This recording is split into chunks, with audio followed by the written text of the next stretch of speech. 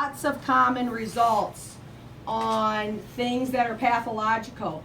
What is something that stands out about it is how you decide which way to go. Okay, and so when we review that, so you know you're going to have sediment in the test as well. So what I'm going to do, we're going to do the slide test at 8. At 8:10, we're going to start the regular test. You'll get 8:10 to 9:10. I'm going to keep both of them where you can minimize or maximize the test. If you want to see the slide pictures in color, or they're going to be on your test as well. So we'll do the slide test first, and I'll just minimize that. Then I'm going to put the test up as well. So if you want to come look at the case studies with the sediment in color, you can come up to the computer and look at it in color. Okay? That's why I always try to give the capability of students to look at it on the computer too. Because sometimes it looks better on the computer screen than blown up on the big screen. Okay? So I try to do it fair.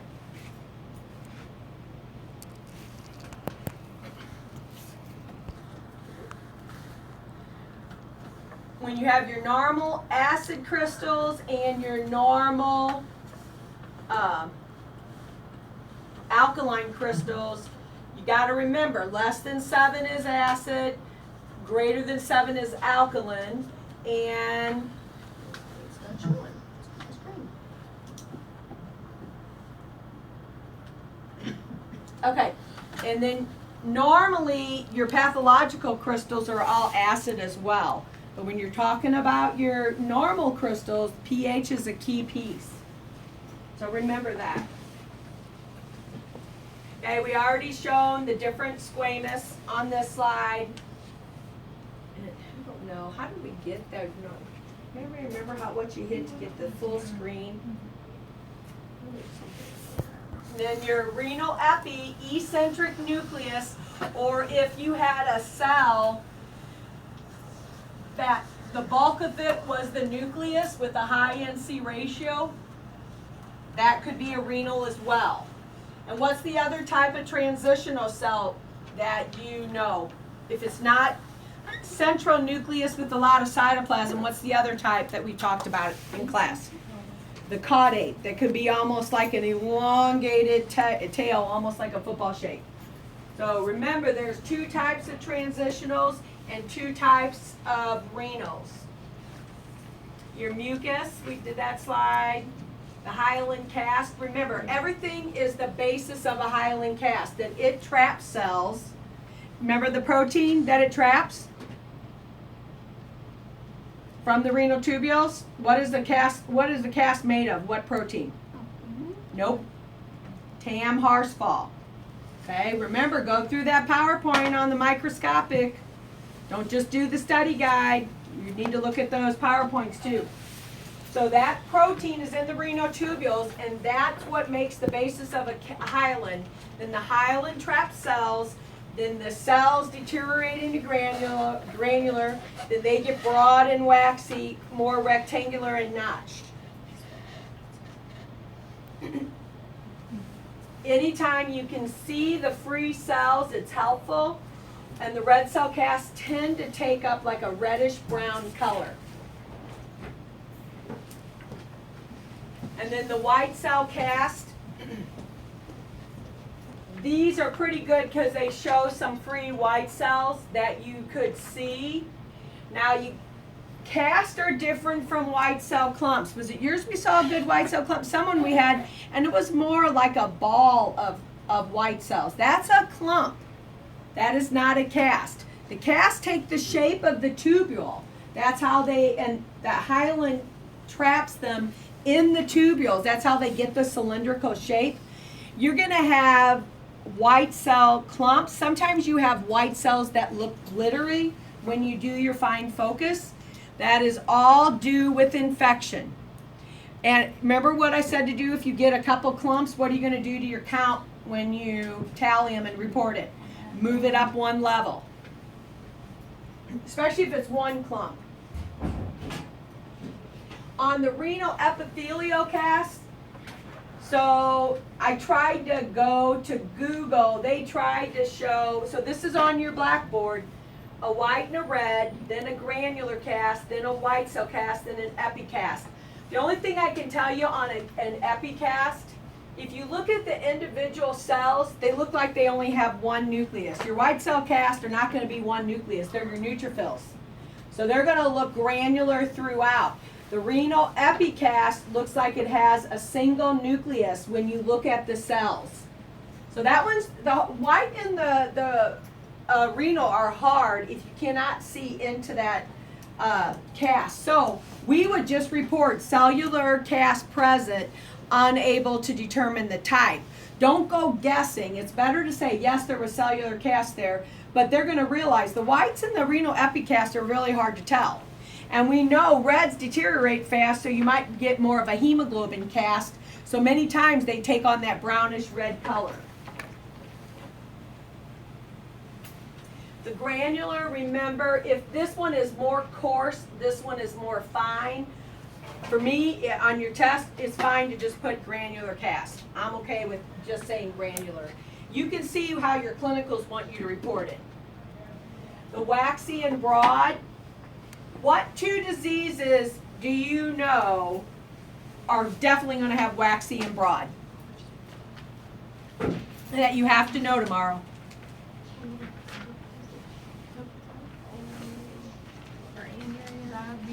Anuria goes with what?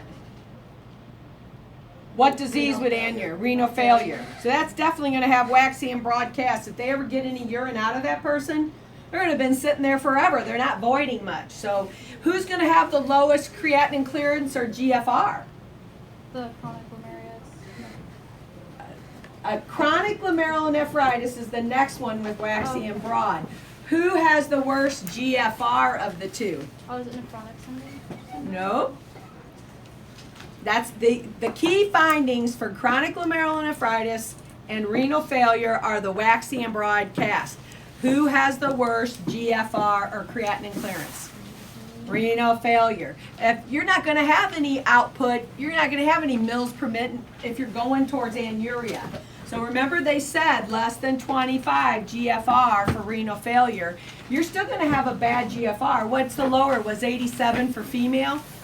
You might be even lucky to get 50 mils per minute on chronic. And remember, chronic can go from many different renal diseases. It's worse than acute.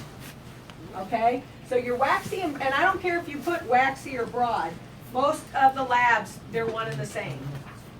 Red blood cells, you should be aware, because a lot of people got that wrong on the test. If I have a large blood, is it valid to report a 0 to 2 red cell per high power field, and why? Yes, because it's hemolyzed. If it's hemoglobin or myoglobin. Then what test was the confirming test? Ammonium sulfate. If it's large blood and you have a ton of red cells, then you know it was either trauma to the kidney area, if a female could have been menstruation, but it's really fresh blood. It's not anything to do with a hemolytic anemia or anything. So remember, that's the one that we talked about. I always prayed when I had a large blood and turned out hardly any on the microscope that the doctor realized that's all hemoglobin or myoglobin. It can be valid. So you got to remember that. If I have a high leukocyte on a fresh urine, I'm not turning them out with no whites. Because they're going to come back and say, that can't be. Either your machine is reading leukocytes falsely positive, or you didn't do your sediment right. Because you should have white cells if you see a positive leukocyte. Blood is tricky because it deteriorates so fast, it can truly be hemoglobin, and you won't see the red cells. White cells, we know they all go with infection. A lot of labs won't worry about it unless it's at least 8. We had a process, if our urine had 8 white cells or more, we did a culture. If it was less than 8, we figured it was normal. I think the book, our little book says less than 5, but a lot of labs won't worry about less than 8 white cells as far as setting up a culture. Bacteria, you already are good about. If it doesn't flag the nitrite, then it's gram positive. But if it flags the nitrite, any nitrite, you better not turn out less than moderate. And usually a nitrite positive is going to be many. That's another thing you don't want to turn out. So your less than 7 are your acidic normal crystals. So your and we had, who had the one real large one? And that was interesting because that was a fresh urine. And that was the largest one we've seen so far. So they look like the little plus signs or stars. Sometimes you'll get other shapes, but this is what you're 99% of the time going to see. Uric acid, I think this is going to be the most common type you see, but all of these are uric acid. So the one that varies the shape commonly is uric acid, one that has that consistent plus sign or star in it in the middle. That's typically your calcium oxalate. Hey Jean, can I ask a question? In our pictures that you showed, do most of them have the dye in them, or do they not? Oh, most people do them unstained. So Okay, tomorrow we're that's going what to I do was all our wondering. urines unstained. Probably the rest of the way we're going to do them unstained. I use stain all my career, but I got the girl from Children said, you need to make them know how to do them unstained. Probably 90% of the techs do it unstained. And that's what I'm getting from every place. So I wanted you to see stain. If they have stain there, it's your right to use it. I use stain because I like the stain.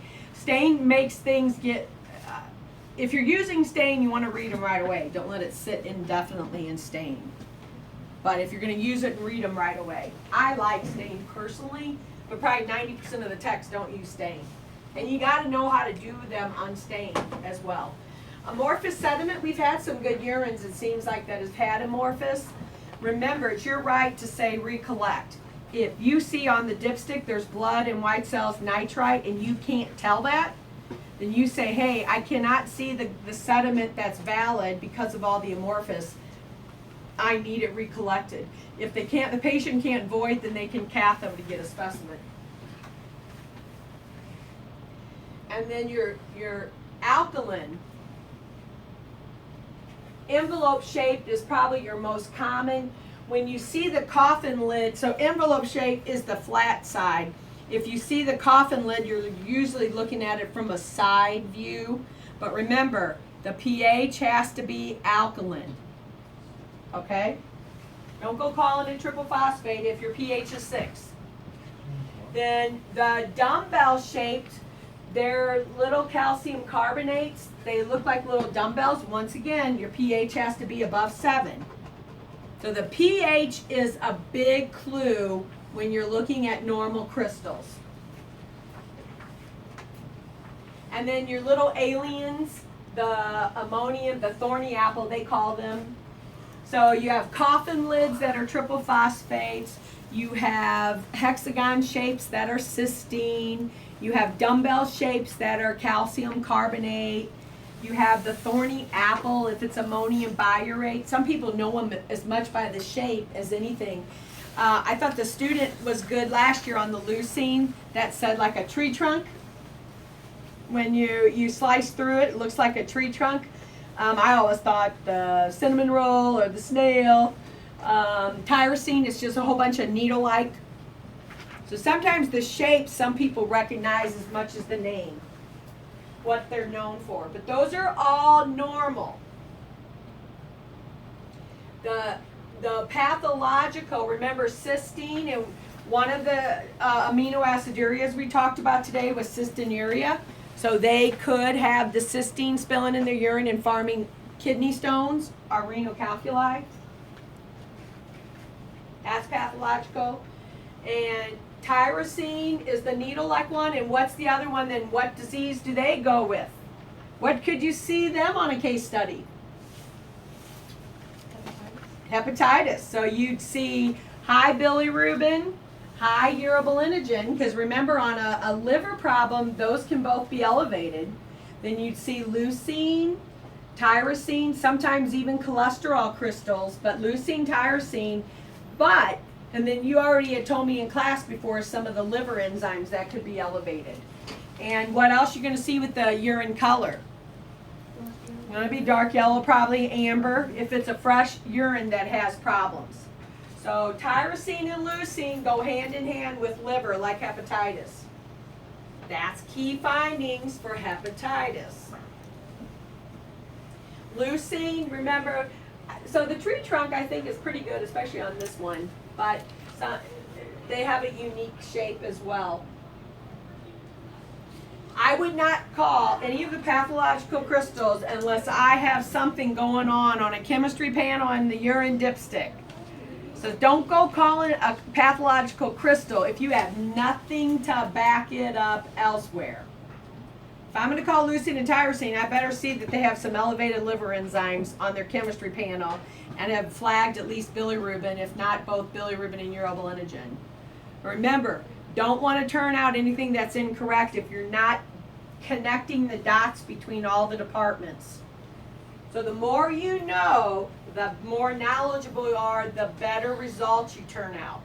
So that's why you got to take pieces from each course and see how they fit together. The cholesterol, I don't know, they look like, to me, kind of broken flat pieces of glass. Very flat, not really three-dimensional, laying on top of each other. And then sulfa. I only picked one drug that's sometimes common. It's not like it's pathological, means it's bad for the patient, but if patients are on sulfa antibiotics, some people are, like for acne and things, they can spill out into their urine and they'll look like these crystals from sulfa drugs. And then yeast, we saw some hyphae today. And the little budding yeast off of them. So we actually saw that today, which is pretty cool. And then trick. Remember, I tried to put pictures that shows you the little, they're usually 3 flagella on one end. So like when I showed you the video of it moving, you'll usually see them on one side doing the little movement. So I tried to flag pictures that had the little flagella on one side. But you think you're looking at a white cell, and all of a sudden you're looking at fields and they start moving. And the one on the video was pretty gross. There might have been 6 in one field. I might maybe see 1 per field if I saw them. That was a lot for one field to have the trick. And it's usually from the female vagina. The female usually passes it. And sperm, you're probably going to see them. This is like a phase scope. You're probably going to see them more where you see the head with the tail. And when we get into the semen, Barb said there's good videos out about the motility and viability. I have you count the controls from St. Elizabeth's. They do a low and a high. And you count the same area as a red cell count. So it's pretty easy because they're very easy to see. And you only count intact sperm. If you only see the head or you only see the tail, you can't count them. It has to be the whole thing. And they're pretty fast. So you just count a red cell area, count both sides. One might be 10, one might be 30, depending on which control it is. And so they're easy to count. And you already know how to count a red count area from red cells in hematology. So a lot of your hematology skills will be transferable to our body fluids, which makes it nice. And then your different artifacts. These look like the starch particles. Sometimes when your gloves and things, to me, sometimes they have that color. A lot of times they're clear and very refractile. And they're not really like any sediment because they're more mirrored and they're not like granular or anything. And a lot of times it's from your gloves. Any kind of fiber that just has collected junk on it, and then air bubble. Air bubble can be like that, or it can be like a big circle with a black outline. And urines aren't sterile, so we get a lot of artifacts or junk. Okay. So, tell me your normal serum osmol. 275 to 300. You got to know that one. Then tell me your normal if you don't have any fluid restriction of urine. What should it be? The same. 1 to 1. It should be the same. If you restrict the water, the fluid intake, then what should it be? 3-to-1. 3-to-1. So tell me, what was the problem when we restricted the fluid on the patient and then we injected them with ADH? Which one did it get up to greater than 800 milliosmoles? Neuro. Neurogenic. Because they didn't produce ADH and you went ahead and gave them an injection of it and their kidneys were working fine. Tell me what happened on the nephrogenic side. What was the osmo when you restricted the fluid? Less than. It was still less than 400 because that person's kidneys were messed up. They were making ADH fine, their own body, but the kidney couldn't respond, so it couldn't, you wouldn't have a higher amount of dissolved solids in the osmo because it couldn't respond to the ADH. Okay? So you got to know that chart. What's the difference? The one I handed out on Friday, what's the difference of nephrogenic versus neurogenic ADH, or diabetes insipidus? So give me the case study of the renal tubular necrosis. Anybody know what the hallmark finding is if you ingest like antifreeze, ethylene glycol? What were the key findings that you'd see under the microscope? Should be the renal epis and the renal epicast. Do you remember the acute interstitial nephritis that they were worried about, an allergic reaction to a medicine? What is the test they ordered? The urine for eosinophils. What stain do they use? The Hansel. So sometimes on these disease states, you got to take what is a key piece, what is a hallmark finding.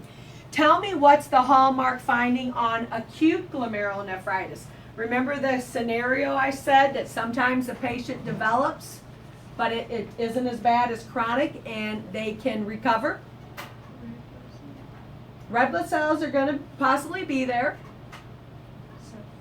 What else besides red blood cells?